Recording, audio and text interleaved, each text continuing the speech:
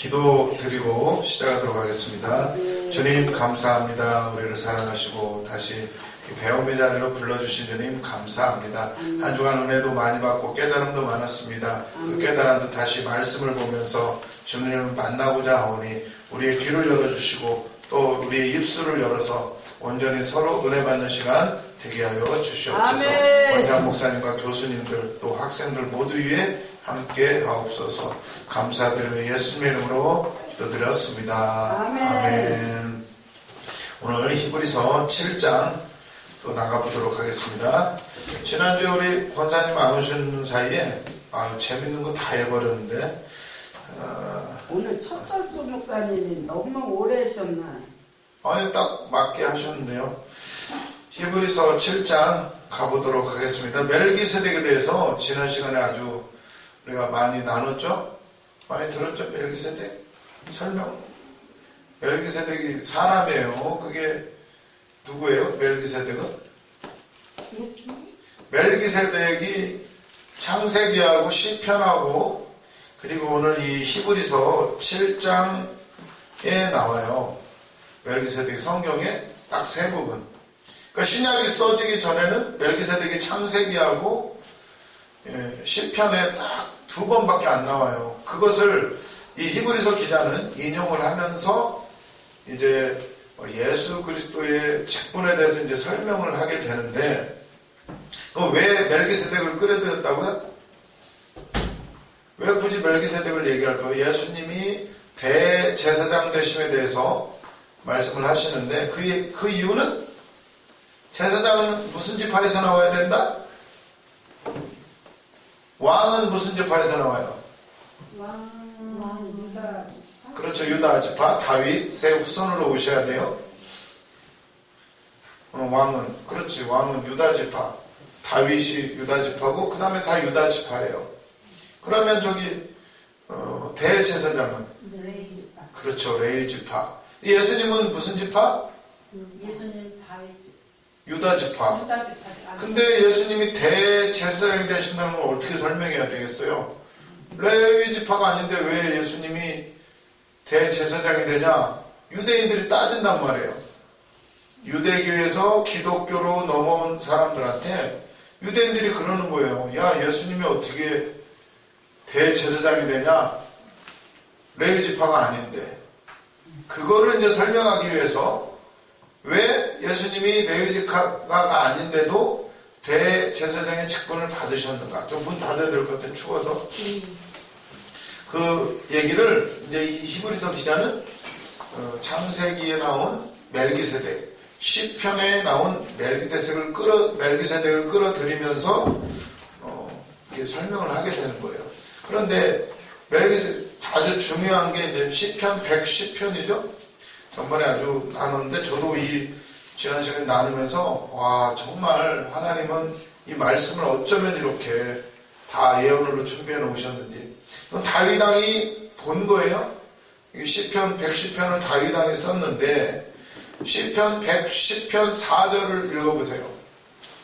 김은아 집사님 빨리 찾아서 읽어보세요. 시편 110편 4절. 성경 가운데 있죠, 시편이? 110편 4절. 4절. 예. 읽어보세요, 원사님. 여호와는 내 나보여 읽어. 끝나는 것만 관심 있으신 것 같아요.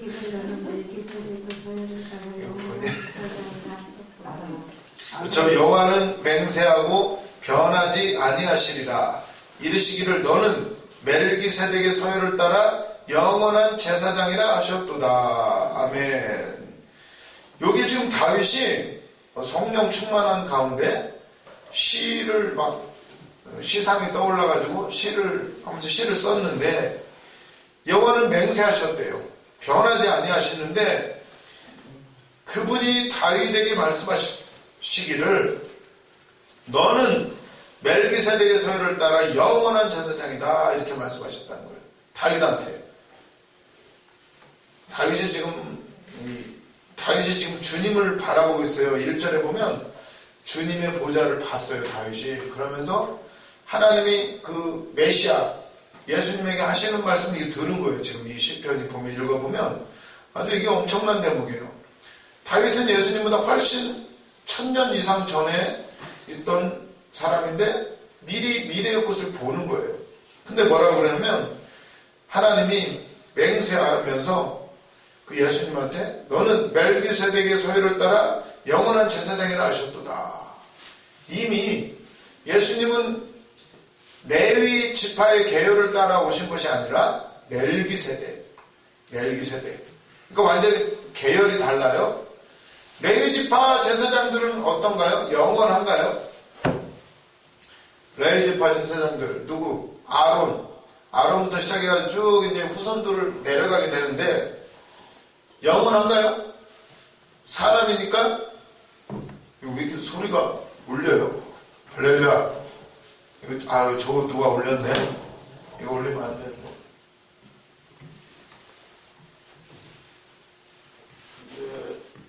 할렐루야.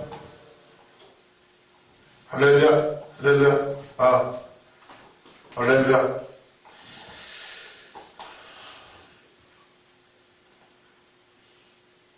레위 지파 제사장들은 영원하지 못하죠. 사람이니까 죽으면 그 다음 사람이 이어서 이렇게 이어가는 거예요.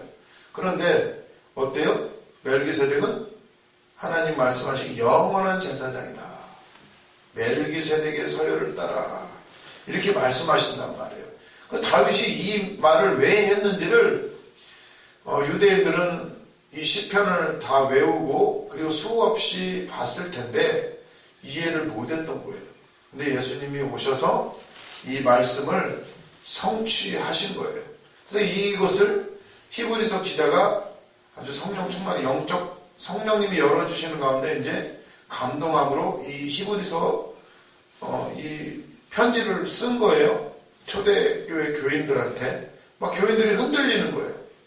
과연 내가 믿는 게 맞나? 그렇지. 대제사장은 레위 지파 사람이어야 되는데 왜 예수님은 유다 지파인데 대제사장이란 말인가? 이런 의문들을 사람들이 한단 말이에요. 그러면 얼마나 흔들리겠어요. 그때 이제 이 히브리서 기자가 봐라, 멜기세덱이 있지 않느냐. 다윗이 시편에서 이미 그걸 보지 않았느냐 하면서 이 말을 하게 되는 거예요. 그래서 보면 7장 1절부터 읽겠습니다. 얘는 쭉쭉 읽어나가면서 간단하게 정리를 해볼게요. 1절, 이 멜기세덱은 살렘 왕이요 지극히 높으신 하나님의 제사장이라. 여러 왕을 쳐서 죽이고 돌아온 아브람을 만나 복을 빈 자라. 아브람이 모든 것의 10분의 1을 그에게 나누어 주니라.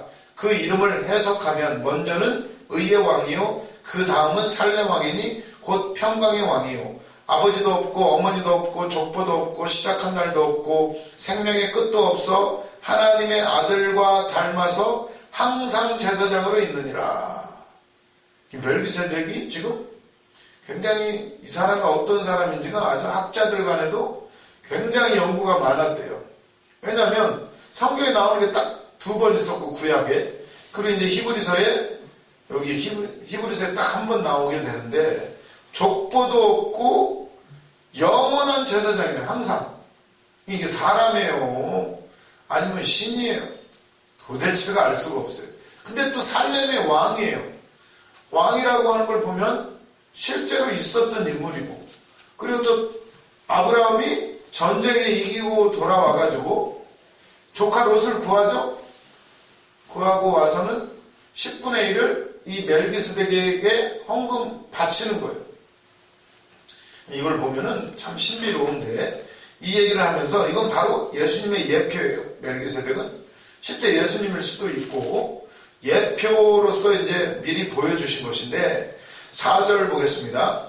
이 사람이 얼마나 높은가를 생각해보라. 조상 아브라함도 노량물 중에 10분의 1을 그에게 주었느니라.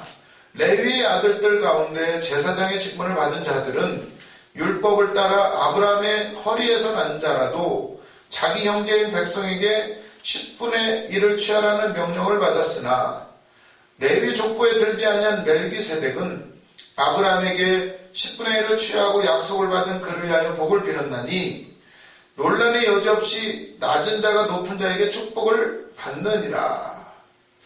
봐봐요. 멜기세덱이 아브라함한테 복을 빌었어요. 11조를 받고 복을 빌어요. 누가 높아요? 멜기세덱이. 그렇죠. 멜기세덱이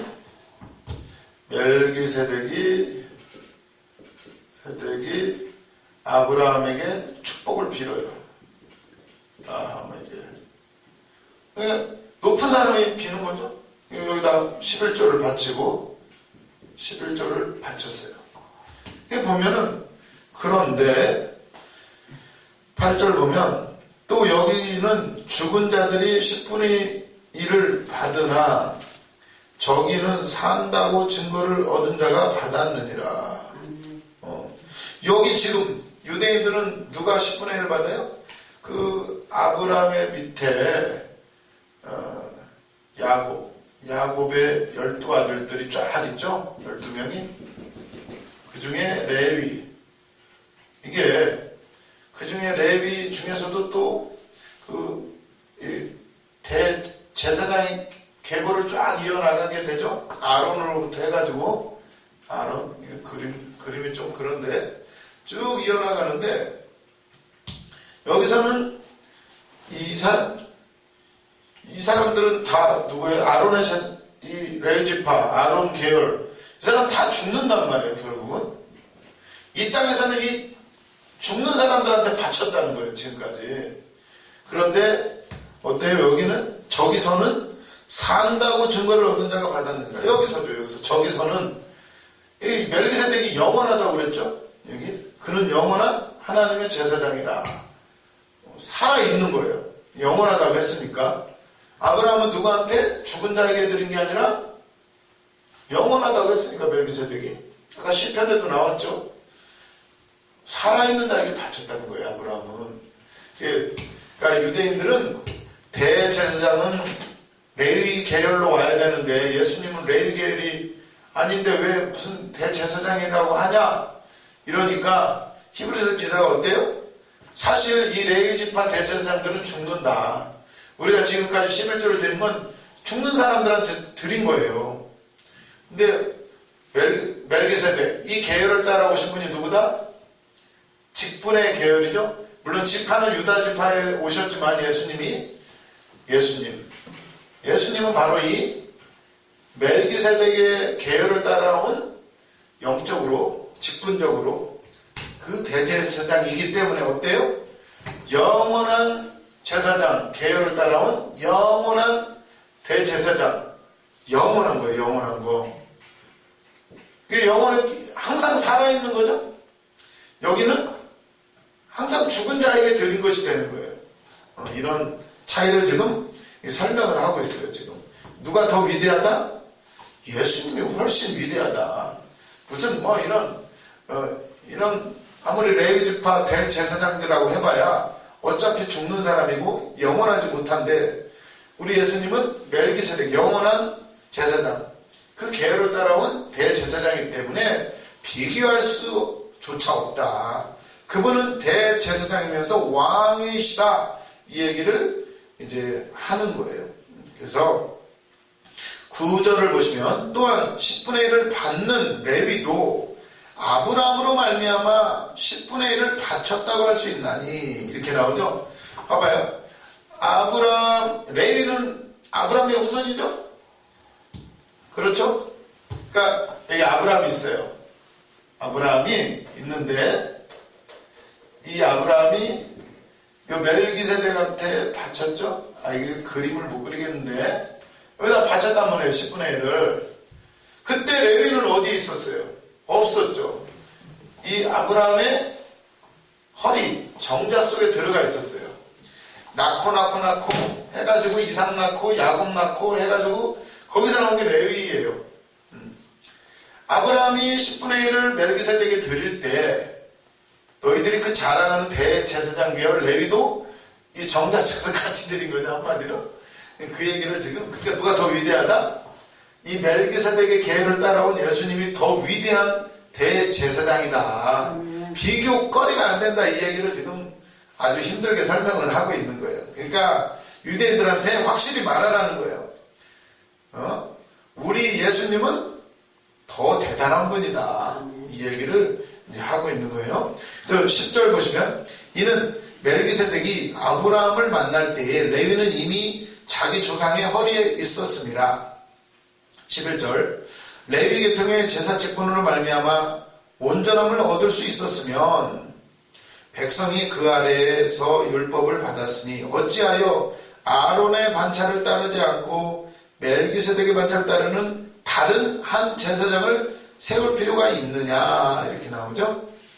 레위 계통의 제사장들은 온전한가요? 완전해요? 레위 아론조차도 아론 첫 번째 제사장이 아론이죠. 아론이 흠이 있나요? 없나요? 아론이 잘못한 거 성경에 나오죠. 그렇죠. 우상만 송아지 만들 때도 아론이 앞장서서 만들었고 사람들이 막 만들어 달라고 하니까 아론이 금붙이 다 걷어가지고 불에다 집어서 넣었더니 송아지가 나왔대요. 옛다 해가지고 거기서 막 모세는 막 40일 금식하면서 10계명 받아오고 하나님과 막 교통을 하고 있었는데 밑에서는 춤추고 뛰논다, 방자에 뛰놀았다 이렇게 표현이 나오는데 난리가 났어요. 그래서 열받아가지고 모세가 10계명을 막 깨버리죠. 그 장면 아론. 그 또 아론이 또 어디서 한번 또 모세가 구스 여인을 취했을 때 모세가 이방 여자 흑인이죠. 구스는 지금으로 치면 어디야? 저기 에디오피아쯤이 돼요. 그쪽 흑인 여인이에요. 사실은 모세도 레위 지파인데 제사장 지파죠.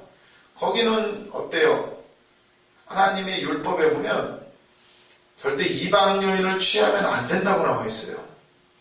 그런데 놀랍게도 모세가 율법을 직접 받은 사람인데 하나님부터 직접 들은 사람이잖아요.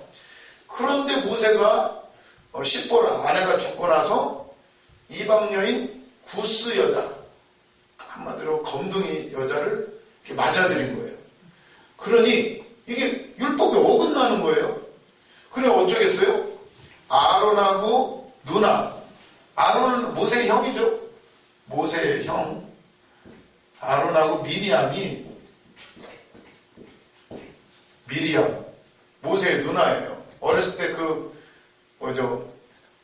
바구니로 물에 뛰어보냈을 때 미리암이 처음 모세를 건져가지고 그러니 모세한테 미리암은요 거의 뭐 구원자 아마 미리암 누나가 아주 큰 역할을 한 거죠.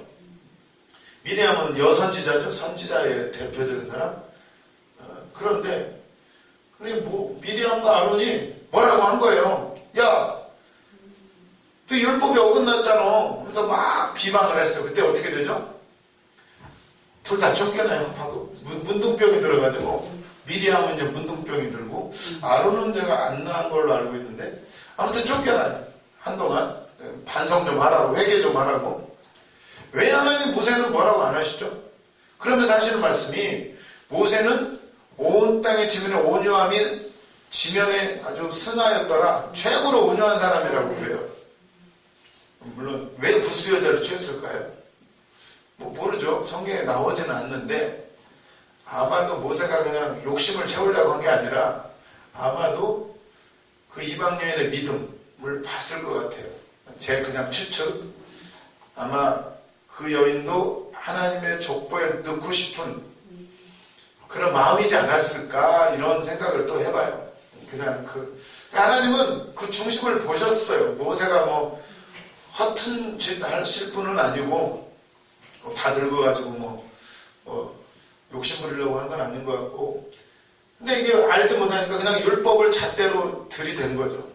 하나님 이미 구약시대에도 하나님은 은혜에 대해서 많이 말씀하셔요. 그냥 판단하지 말라는 거예요. 미리암 이름 잘 지었죠. 미리암 선지자죠. 미리 알아요. 미리암 그러니까 선지자인 거예요. 미리 알잖아요. 앞니를 한국말로 풀이해도 말이 돼요. 아무튼 그렇고 무슨 얘기하다가 이렇게 나갔어요? 그러니까 레위계통 제사장 직분이 흠이 없었더라면 다른 제사장을 세울 필요가 없어요. 근데 벌써 이 조상 아론부터 흠이 많아요. 예, 그 밑에 다 흠이 많아요. 그게 어때요? 그래서 그것이 흠이 있기 때문에 다른 한 제사장을 세울 필요가 있다.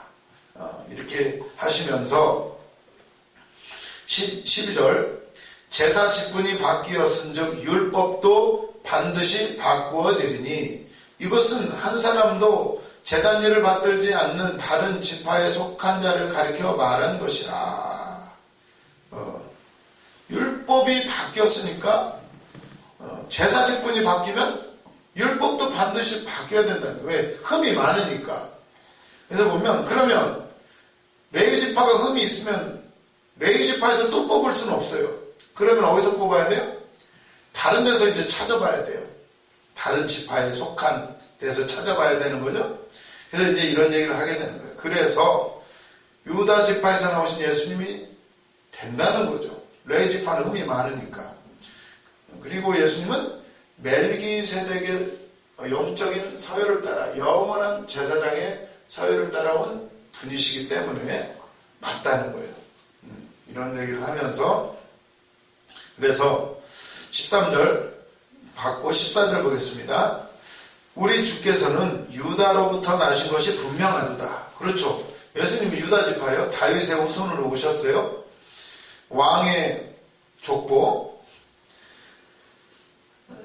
분명하죠. 예수님은 유다 지파로부터 나신 것이 분명하도다. 이 지파에는 모세가 제사장들에 관하여 말한 것이 하나도 없고 멜기세덱과 같은 별다른 한 제사장이 일어난 것을 보니 더욱 분명하도다.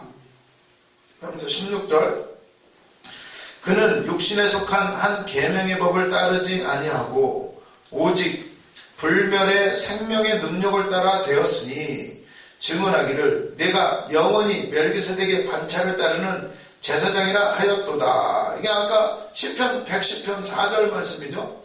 너는 멜기세덱의 반차를 따른 영원한 제사장이다. 이렇게 나오는 거예요. 그리고 18절 전에 있던 계명은 연약하고 무익함으로 패하고 전에 있던 계명이 뭐예요? 율법이죠. 모세를 따라 나온 율법. 그것은 연약하고 무익하다. 그래 폐하여졌다. 이렇게 나오는 거예요. 예수님의 십자가에서 다 이루셨죠.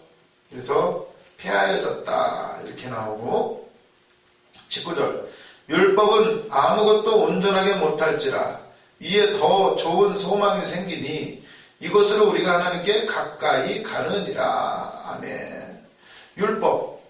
율법은 선한 건가요? 악한 건가요?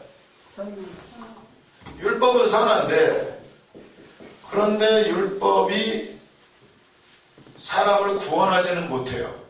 그런 능력이 없어요. 율법은 그저 하나님이 어떠한 분이시고 하나님의 뜻이 어떠한 것이고 그리고 율법에 비춰봐야 내가 죄인인지를 깨닫게 하는 그런 기능이에요. 율법에 비춰보면 우리가 얼마나 흠이 많고 죄가 많은지를 깨닫게 돼요. 율법이 없을 때는 우리가 죄를 깨달을 수가 없어요. 왜냐하면 기준이 없으니까. 그런데 한 기준을 딱 세워놓고 보니까 우리 인생이요. 뭐 율법 지키는 게 하나도 없어요. 완전히 지킨다? 100% 지킨다? 가능한가요? 1계명부터 10계명까지 물론 그 위에 다른 계명도 수도 없이 많지만 1계명 나 외에는 다른 신을 섬기지 말라. 그거 지키나요? 생각해보면 내가 좋아하는 게 얼마나 많아요. 텔레비 보는 것도 좋아하고 오늘도 빨리 이거 물론 예배는 아니지만 수업 빨리 끝내고 가자고 하는 분들 어차피 한 시간 하고 더 빨리 가자고 하시는 분도 있고 아니 그거 죄라고 하는 건 아닌데 그만큼 우리 인간은 기준에 비춰보면 흠투성이에요. 뭐 한두 가지가 아니야. 거짓말하지 말라. 10계명에 거짓말하지 말라도 있죠. 거짓말 한 번도 안 하시는 분 오늘도 거짓말 엄청 많이 해요. 남 듣기 좋으라고도 거짓말하고 그래도 괜찮은데 어쨌거나 거짓말을 안 하고 살 수가 없어요. 거짓말하죠? 안 하셨나? 어쩔 수가 없어요. 예. 그래서 무익함으로 패하고 율법은 아무도 온전하게 못한대요. 사람을 구원할 수가 없어요. 율법은 정죄하고 판단하고 그 앞에 서면 누구나 다 죄인이 돼요. 온전할 사람이 한 사람도 없어요. 오히려 그 선한 것이 하나님의 그 선한 말씀이 죽여요. 죽여. 그 앞에 서면 다 죽어야 돼. 다 지옥 가야 돼. 그런 이게 어떻게 돼요? 불완전한 거예요. 불완전한 거. 선한 것인데 불완전해요.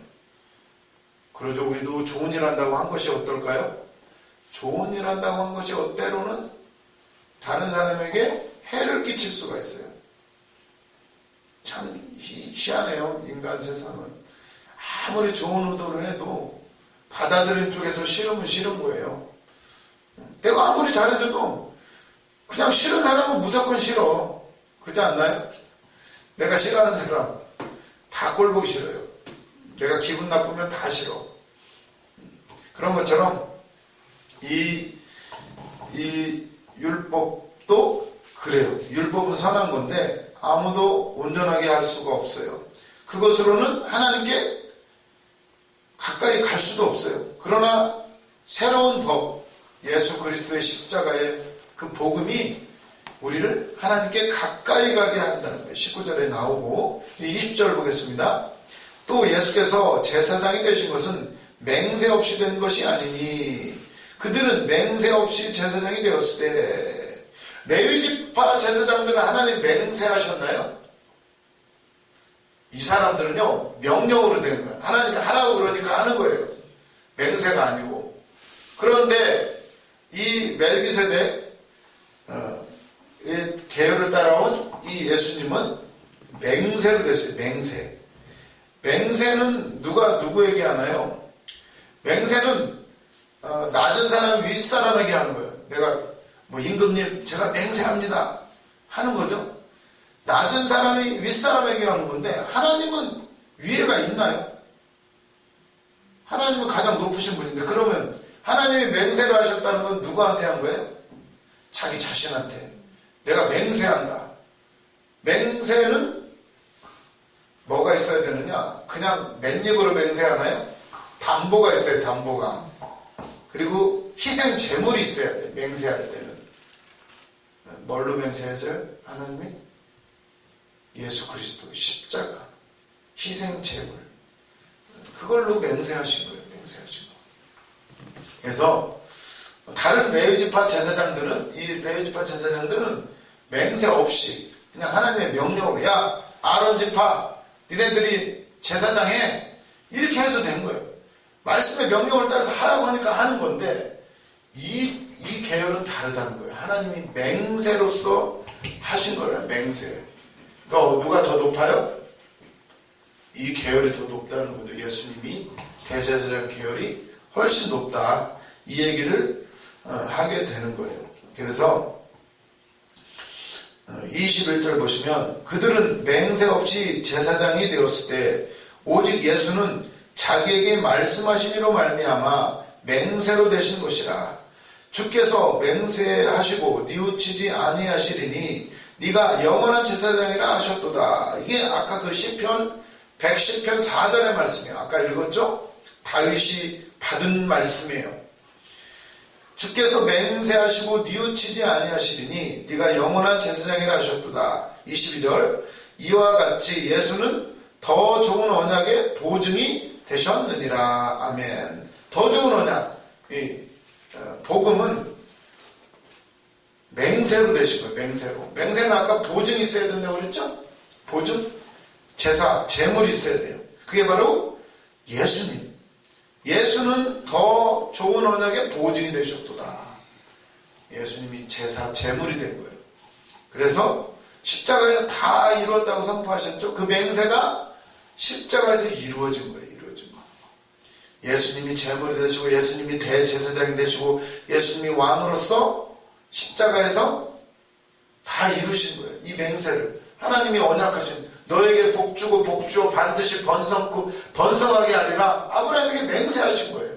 그것을 보증으로써, 예수님이 보증으로써 이루신 것을 믿으시기를 바랍니다.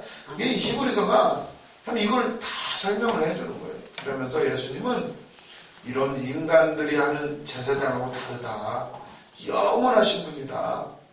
훨씬 더 높으신 분이다.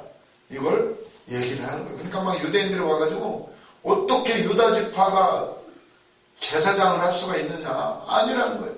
히브리서는 더 좋은 대제사장이시다. 이 얘기를 하게 되는 거예요. 23절 제사장이 된 그들의 수요가 많은 것은 죽음으로 말미암아 항상 잊지 못함이로되 예수는 영원히 계심으로 그 제사장 직분도 갈리지 아니하느니라. 그러므로 자기를 힘입어 하나님께 나아가는 자들을 온전히 구원하실 수 있으니 이는 그가 항상 살아계셔서 그들을 위하여 간구하심이라. 아멘. 이거 아까 계속 얘기한 거예요. 이 사람들은 죽어요. 영원하지를 못해. 이 사람들은 아주 종신직이에요. 이 대제사장은 죽을 때까지 해먹어요. 그런데 영구직은 아니야. 왜? 죽어야 되니까. 근데 우리 예수님은 어때요? 영존직이에요. 영존직. 영원한 거예요. 영원. 영존직. 여기는 종신직. 말이 종신직이니까 좋은 것 같죠? 죽는다는 거예요. 죽을 때까지 해먹는다. 이게 여러분 죽는다는 거예요. 죽는다는 거예요. 영존직. 영원히 살아계시다는 거예요. 이게 다르다는 거. 그래서 끝날 때 다 됐어요. 걱정하지 마세요. 오늘 너무 빨리 끝나네. 아이고 아니에요. 예, 그러므로 그러면서 24절 예수는 영원히 계심으로 그 제사장 직분도 갈리지 아니하느니라. 그러므로 자기를 힘입어 하나님께 나아가는 자들을 온전히 구원하실 수 있으니 이는 그가 항상 살아계셔서 그들을 위하여 간구하심이라. 아멘. 예수님은요 영원한 제사장 우리를 위해서 계속 중보하시는 거예요. 이 중보라는 말이 굉장히 중요한 말이죠. 사실은 중보라는 말은 예수님에게 밖에 쓰일 수 없는 거예요. 그러죠? 누가 누구를 대신해줘요? 누가 누구를 중재를 해요?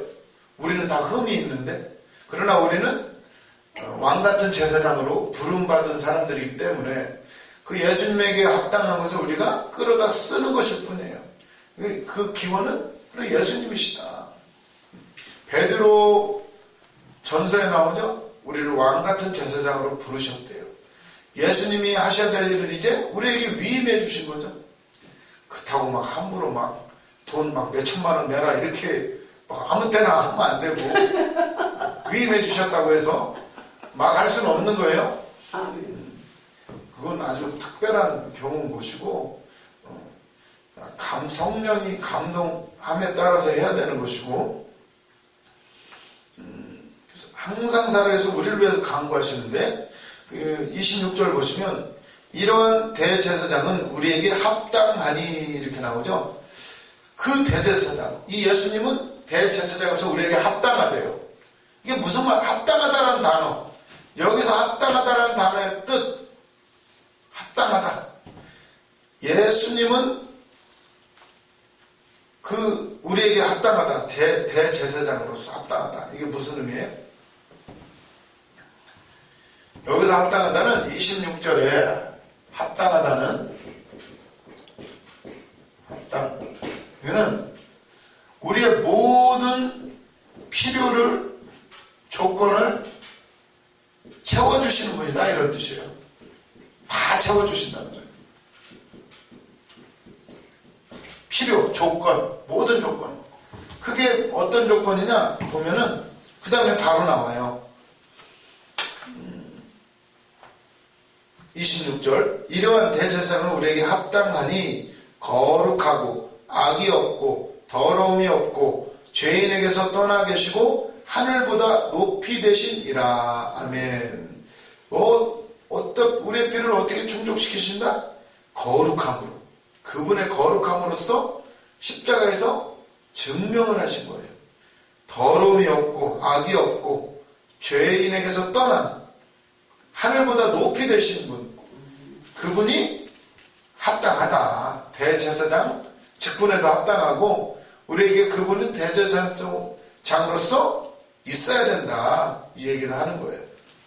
27절 그는 저 대제사장들이 먼저 자기 죄를 위하여 다음에 백성의 죄를 위하여 날마다 제사 드리는 것과 같이 할 필요가 없으니 이는 그가 단번에 자기를 들여 이루셨음이라. 아멘. 이 레위 지파계열 제사장들은요, 제사를 지낼 때 반드시 해야 되는 게 있어요. 죄인들이 제물을 가지고 오잖아요. 그러면 제사장들이 먼저 자기들의 죄를 위해서 먼저 드려요. 왜? 내가 깨끗해야 누구 거를 해주죠.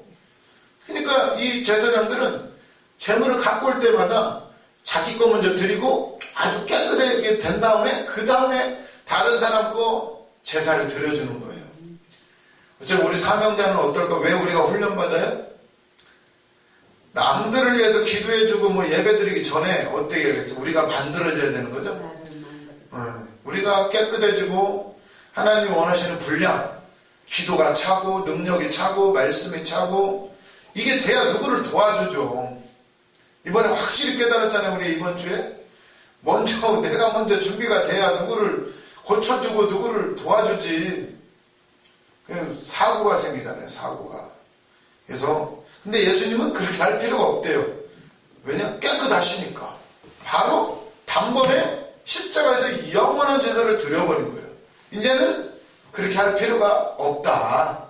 그러니까 예수님은 완전한 대제사장이시다. 28절 율법은 약점을 가진 사람들을 제사장으로 세웠거니와 율법 후에 하신 맹세의 말씀은 영원히 온전하게 되신 아들을 세우셨느니라. 아멘. 다 이해가 되시죠? 저기 읽어보세요. 한번 이 프린트물 쭉 읽어보시면 다 이해가 되실 거예요. 쭉 읽어보시고 프린트물 13페이지 보세요. 13페이지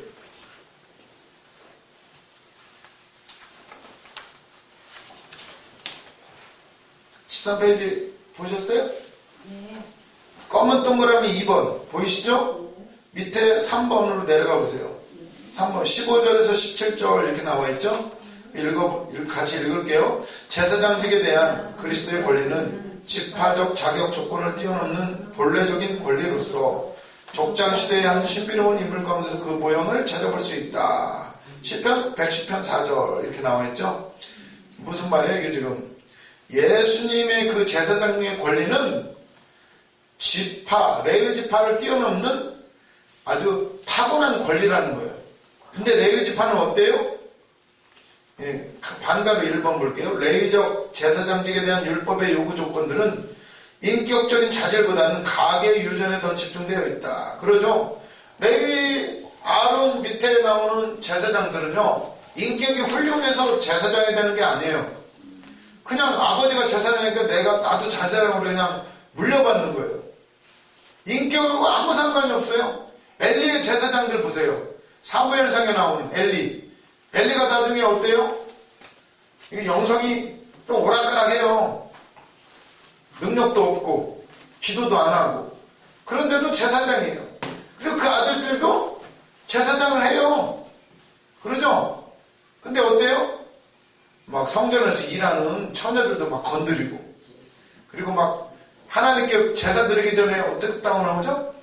갈고리를 가지고 와가지고 생고기를 끄집어내가지고 생고기를 먹었대요. 육회를 먹었다는 거예요. 그 사람들이 고기 맛을 알아가지고 하나님께 드리기도 전에 좋은 거 자기들이 다 먹어버려요. 그래도 제사장이야. 물론 전쟁터 나가서 다 죽었긴 하지만 그러니까 어때요? 레위지파 제사장은 인격하고 아무 상관이 없어요. 그냥 세습. 그냥 아버지가 제사장이니까 제사장 해먹는 거예요. 그러니 어떠겠어요? 근데 예수님은 어떠시다? 완전한 인격, 완전한 영원하신 제사장이시다. 이 얘기를 하는 거예요. 그럼 보면 2번 그러나 예수의 경우는 그렇지 않다. 그의 제사장직은 살아있는 능력에 기초하고 있다. 3번 아론의 제사장직은 죽음에 의해 계속 개선되는데 반해 그리스도의 제사장직은 영속적이다. 이렇게 나오는 거죠. 그리고 4번 18절에서 19절 제사장직과 관련된 율법의 연약성 설명드린 거죠. 율법은 근본적으로 선한 것인데 그러나 그것만으로는 사람을 살릴 수는 없다. 그 얘기를 이제 하는 거예요. 2번 율법의 부익함은 그것만으로는 하나님 앞에서 죄인들을 의롭게 하는데 부족하기 때문이다. 바로 이런 이유들 때문에 율법은 폐하여졌다. 이렇게 나오는 거예요. 쭉 다 읽어보시고 뭐 다 어려운 내용은 아니고요. 그래서 14페이지 보세요. 14페이지 14페이지 맨 위에 14페이지 맨 위에 3번이죠. 레위적 제사장직의 희생제사는 하나의 모형이었다. 그런데 그 모형이 그리스도께서 자기 자신을 희생제물로 드림으로써 단번에 그리고 영원히 성취되었다. 아멘. 4번 한편 예수의 제사가 완전하고 영원한 것이 된 것은 그의 생애를 통해 드러내 보이신 영적 도덕적 측면에서의 완전한 순종과 십자가상에서의 죽음의 결과였다. 아멘. 그렇죠? 영원한 제사를 예수님이 드리신 것은 왜냐? 완벽하니까. 레위 자손을 통해서 오는 제사가 완벽할 수 없었던 이유는 다 흠이 있기 때문이에요. 제사장도 흠이 있지, 제물도 다 흠이 있어요. 양, 소 다 죄로 물들었어요. 흠이 있어요. 흠이. 아무리 깨끗한 거 취해봐야 다 죄로 물들어진 세상이에요. 다 흠이 있어요. 근데 예수님은 영원하시고 깨끗하시고 능력이 완전하시다. 십자가에서 완벽한 말씀에 순종하심으로 말씀을 다 이루신 거예요. 왜냐? 십자가에 죽는 것이 예언서를 통해서 다 계속 예언이 되어 왔어요. 비근한 이로 이사야 53장이든가요? 그는 고운 모양도 없고 풍채도 없습니다. 그는 질고를 겪고 질고를 아는 자라. 그가 채찍에 맞으면 우리의 죄악을 인하며 그가 채찍에 맞으면 우리가 나음을 입었도다. 그 말씀을 그대로 채찍 맞으시고 가시관을 쓰시고 죽어서도 부자의 무덤에 들어가죠? 부자 누구예요? 그 아리마대 요셉의 무덤에 들어가셔요. 말씀 그대로 성취하셔요. 나귀를 타고 예루살렘에 입성하시는 거 그것도 말씀대로예요. 애굽으로 어렸을 때 피난 가시죠? 그것도 말씀에 나와요. 내 아들을 애굽에서 불렀도다. 애굽에 갔다가 다시 오시죠. 말씀 이룬 게 한두 가지가 아니에요. 그거를 완벽하게 충족하는 사람은 단 한 분. 유다 지파 베들레헴에서 나시는 분. 참 희한하죠. 갈릴리 사람인데 베들레헴으로 호적하러 가가지고 거기서 나셔요. 베들레헴에서 나셔요. 말씀 그대로 이루셔요. 그리고 나사렛 사람이라는 그 말씀도 이루시고 그걸 완벽하게 충족하시는 분은 예수님 한 분밖에 없다. 예수님 시대에도 저마다 메시아라고는 주장하는 사람들이 많이 있었대요. 근데 말씀 그대로 딱 수십 가지 조건에 맞는 사람은 예수님밖에 없으셨다. 완벽하게 말씀을 십자가에서까지 완벽하게 이루셔요. 40일 금식하시고 성령 받으시고 수없는 말씀을 다 이루셨어요. 그렇다면 그분의 희생 제물은 완벽하다. 흠이 없다. 그러니까 끝났다. 이제 십자가에서 이걸 기억하시면 돼요. 이게 이제 7장까지가 이렇게 마무리되는 거예요. 오늘 여기까지 하고 마치도록 하겠습니다. 기도하겠습니다. 주님 감사합니다. 오늘 또 할 일이 많습니다. 일찍 끝납니다. 주님 우리들 일주일 동안도 지켜주시고 말씀 가운데 성령의 인도하심 가운데 우리를 지켜 보하여 주시옵소서. 오늘 저녁에 있어질 기도회 위에도 함께하여 주시어서 피곤한 심령 무능한 자에게 능력으로 힘으로 새롭게 하여 주시옵소서. 아멘. 감사드리며 예수님의 이름으로 기도드렸습니다. 아멘. 수고하셨습니다. 목사님 나 준비하고 나올게요. 네.